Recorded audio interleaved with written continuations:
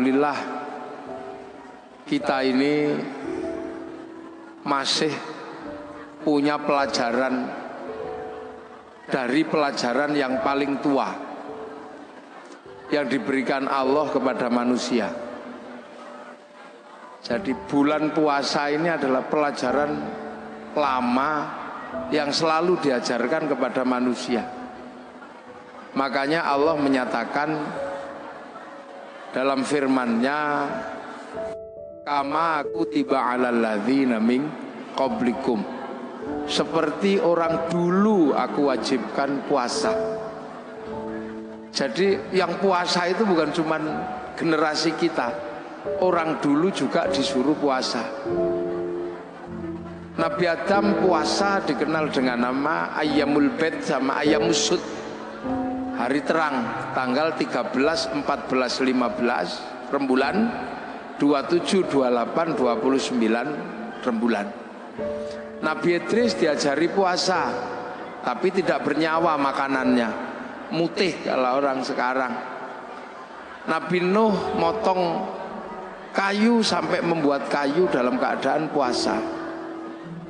Nabi Ibrahim puasa. Nabi Musa naik ke Gunung Tursina puasa. Nabi Dawud sehari puasa, sehari tidak. Nabi Isa puasa. Nabi Muhammad dan umatnya juga disuruh puasa. Makanya karena puasa ini peribadatan kuno, kama kutiba 'alal ladzina min qablikum, maka hampir seluruh manusia mengenal puasa. Dan puasa ini ternyata tidak cuma orang Islam yang menjalankan. Jadi puasa ini ternyata karena puasa ini peribadatan lama, maka tidak cuma umat Islam yang puasa. Agama kuno namanya Zoroaster, punya Tuhan dua, Ahriman sama Ahura Mazda. Nabinya namanya Zarathustra, ajarannya nihilisme, itu juga puasa. Tuhan terang Ahriman ini kalau kelahi sama Tuhan gelap. Kalau Tuhan terang itu menang, maka terjadi gerhana bulan. Orang Zoroaster puasa 3 bulan. Kalau Tuhan terang yang kalah, gerhana matahari, puasa 3 bulan. Nah, orang Zoroaster ini punah karena terus agamanya berubah menjadi penyembah api, yang di dalam Al-Quran dikenal dengan nama Majus atau Majusi, menyembah api. Orang Majusi juga punah karena Raja Majusi yang terakhir yang namanya Rustum masuk Islam, karena diislamkan sama Sayyidina Ali, ngambil menantu Sayyidina Husain. Karena orang Majusi masuk Islam, maka tidak lagi menyembah api, tapi orang Majusi menaruh api di bangunan tinggi namanya Manaro. Begitu masuk Islam, apinya dibuang, Manaronya ditaruh di depan masjid. Akhirnya masjid Persia punya Manaro, dan seluruh kaum muslimin melihat Manaro di depan masjid itu bagus, maka kaum muslimin berlomba-lomba bikin Manaro, yang akhirnya sampai di Indonesia bernama Menara. Itu sumbangan dari orang Majus, dari Majusi. Nah, orang Hindu juga diajarkan puasa, namanya upawasa. Upawasa itu nggak makan, nggak minum, nggak menyentuh perempuan. Untuk apa? Jalan menuju moksa. Karena yang terbaik dari Hindu adalah mati tanpa material, hilang raga, hilang sukma, namanya moksa. Agar bisa moksa, ibadah terakhir setelah Upanishad, setelah kabumian adalah upawasa. Nggak makan, nggak minum, dan nggak menyentuh perempuan. Nanti hilang secara material. Makanya ketika Islam datang mengajarkan Syahrusyam, nggak makan, nggak minum, nggak menyentuh perempuan, kok mirip seperti upawasa, maka orang Indonesia menyebutnya bulan puasa. Itu istilahnya. Orang Yahudi, orang Buddha juga diajari puasa. Kalau pengen mendapatkan penyempurnaan 8 jalan menuju nirwana, harus puasa di bawah pohon bodhi dengan pakai kain selempang, dalemannya tanpa jahitan. Orang Yahudi puasa, kalau peringatan Yom Kippur juga puasa. Orang Nasrani kalau Jumat Agung sebelum Paskah juga diajarkan puasa. Jadi puasa ini adalah milik semua agama, cuman caranya berbeda. Jadi makanya kalau kemudian halal bihalal ini mempertemukan seluruh umat beragama yang berbeda, pasti nyambung karena urusannya dengan puasa. Nah ini lintas agama juga. Loh ya nyambung kalau dalam urusan puasa karena semua agama mengenal puasa. Ini puasa. Makanya puasa itu saking terkenalnya variasinya paling banyak. Di Indonesia ada puasa makan daun tok namanya ngidang. Ada puasa makan umbi-umbian namanya ngerowot. Ada puasa tanpa nyawa namanya mutih. Ada puasa tidak kenyentuh matahari namanya pati geni. Ada puasa diem namanya bisu. Ada puasa gandul di pohon namanya ngampret atau ngalong. Ada puasa jalan terus ngedan. Itu puasa. Jadi variasinya paling banyak. Dan sejarah-sejarah besar dilewati dengan puasa. Sejarah tertulisnya Weda, sejarah tertulisnya Tripitaka, sejarah turunnya Al-Quran itu sejarahnya orang puasa. Sang Buddha Gautama tukang tirakat, Walmiki tukang tirakat, Rasulullah juga tukang tirakat. Makanya Quran turun setelah Rasulullah naik turun Gua Hira selama 15 tahun. Syekh Abdul Qadir Al-Jilani Ma'rifatullah setelah 25 tahun puasa di padang pasir dibimbing Syekh Mubarak Al-Madzumi. Sunan Kalijaga menjadi wali setelah puasa 3 tahun. Baca ya Hayyu ya Qayyum walaupun keliru ya kayuku ya kayumu. Ya Saridin jadi wali setelah puasa 3 tahun, baca Allahu Akbar walaupun keliru lawa bubar. Jadi secara besarnya ini orang puasa. Mbah Manap Lirboyo pengen mendirikan pondok pesantren Lirboyo, puasa ngerowot 56 tahun, makan uwi sampai akhirnya uwinya hilang karena dimakan genderuwo. Akhirnya sama Mbah Manap uwinya diganti gadung. Akhirnya genderuwonya makan gadung. Begitu genderuwo makan gadung jam 12 malam genderuwonya mabuk. Karena makan itu pondok Lirboyo ambruk. Maka dikasih minum minyak jarak. Nah akhirnya genderuwonya sadar terus punya tugas nyantri, santri sebagai tukang ngisi jeding, nyenggot namanya. Makanya Lirboyo itu dulu kalau malam suka ada kriat-kriut itu genderuwo nyenggot. Nah sekarang genderuwonya pensiun karena Lirboyo sudah punya sanyo. Mbah Hasyim Asy'ari mendirikan NU, puasa 3 tahun dari hulu sungai Brantas sampai hilir baca surat Kahfi. Terus setiap malam nggak pernah tidur ngatamkan surat At-Taubah 41 kali, surat Kahfi 41 kali dalam 2 rakaat sholat hajat. Makanya kalau NU jadi gede ya nggak masalah, wong tirakatnya besar. Maka penumpang NU itu macam-macam. Yang sholatnya rajin ya numpang, yang setahun sekali ya numpang, kadang Bandar Dadu ya numpang.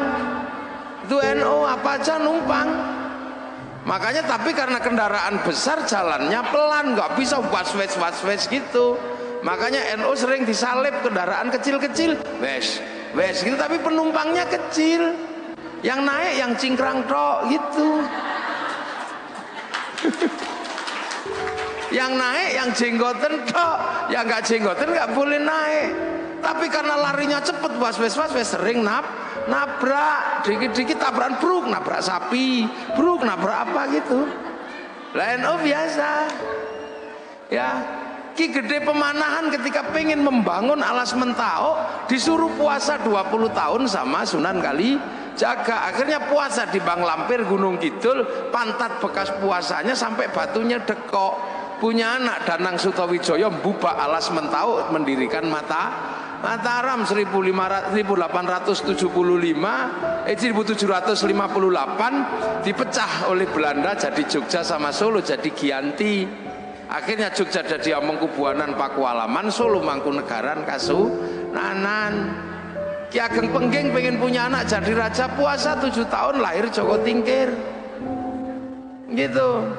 Nah calon Raja Mataram nggak mau jadi raja, namanya Bagus Harun, karena pengen melahirkan anak jadi raja tapi alim.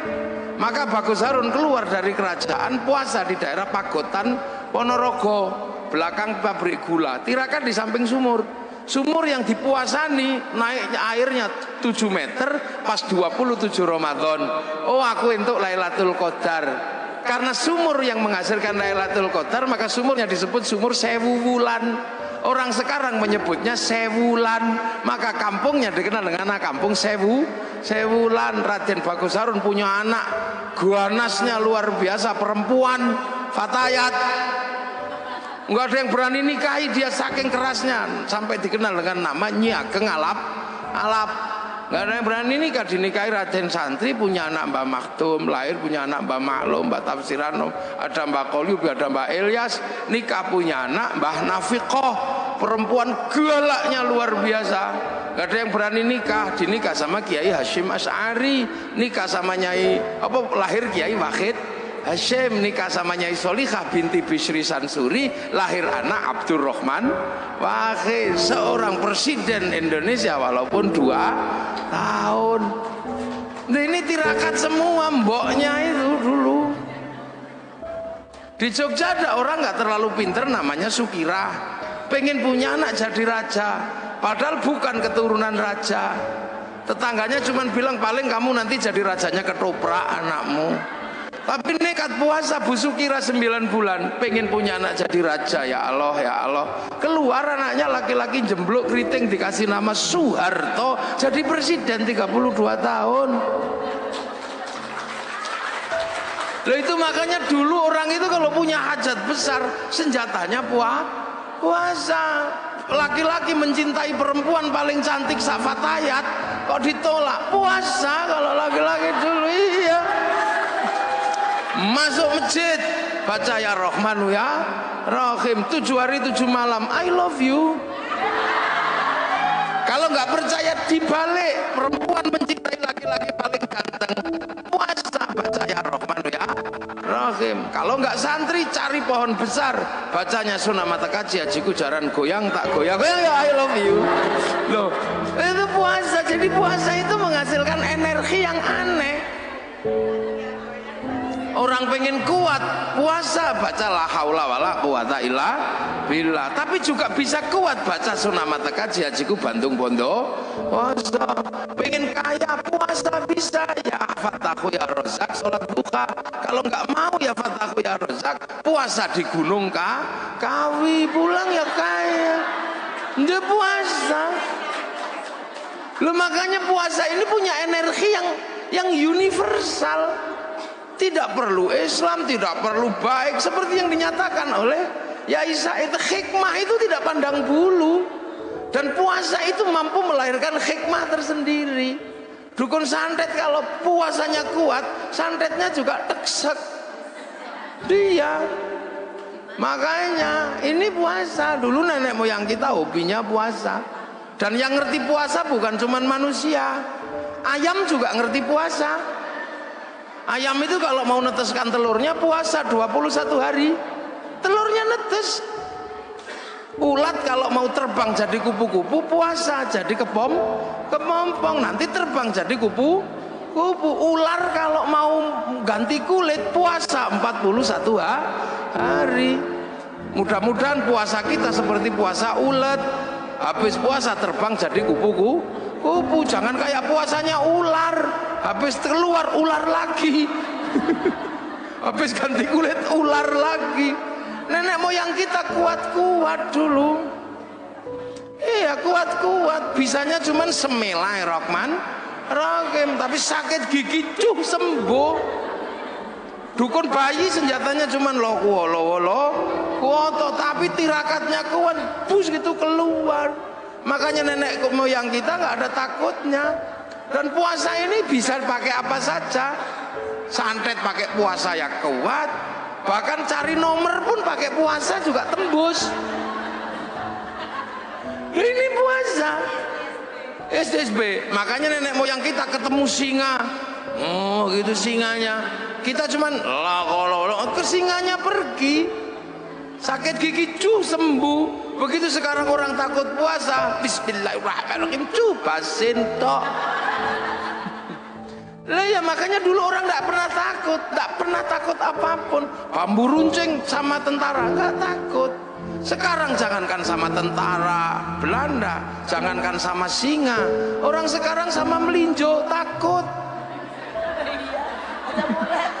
Monggo melinjo dan kenapa? Asam urat. Orang sekarang penakut.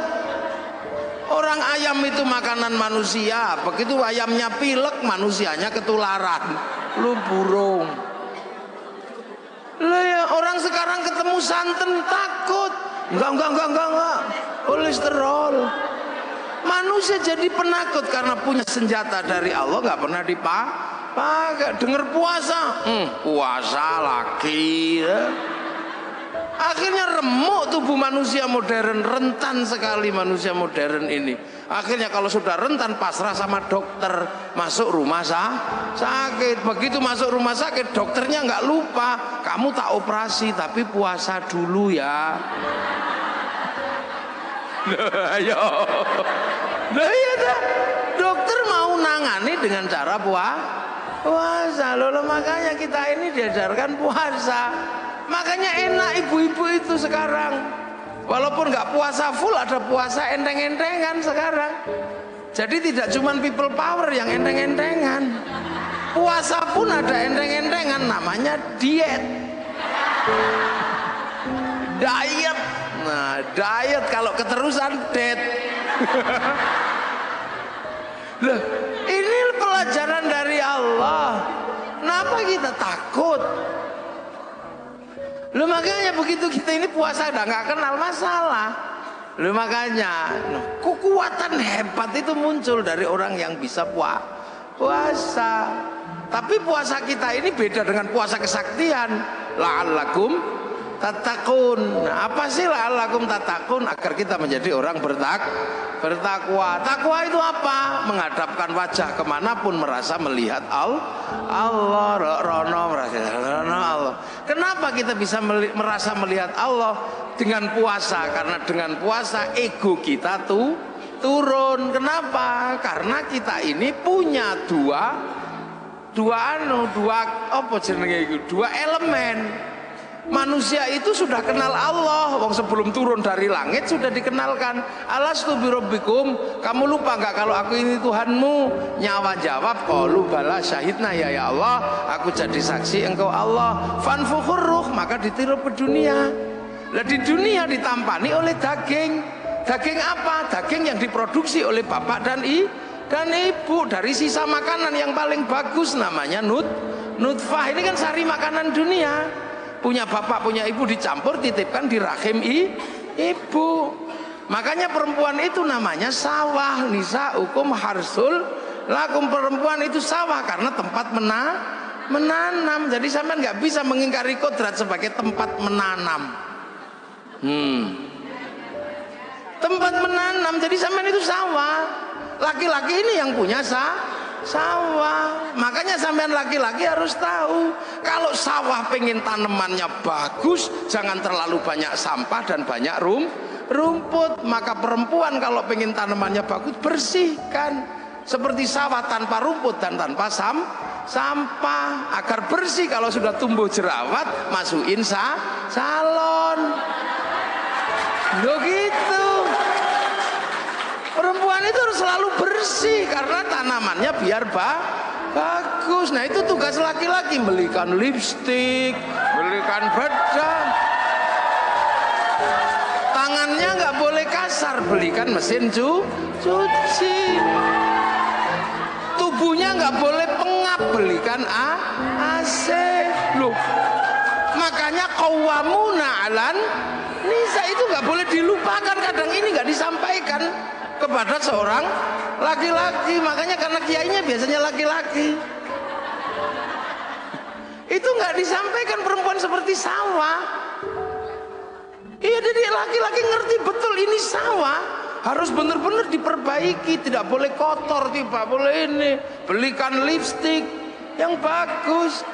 Yang kedua, perempuan itu adalah sawah. Sawah harus dipupuk dan selalu ada air biar selalu teduh dan penuh kesuburan. Artinya perempuan tidak boleh kering. Karena perempuan tidak boleh kering, maka perempuan harus selalu senang hatinya. Biar perempuan senang hatinya, laki-laki mesti kasih uang. Nah, itu.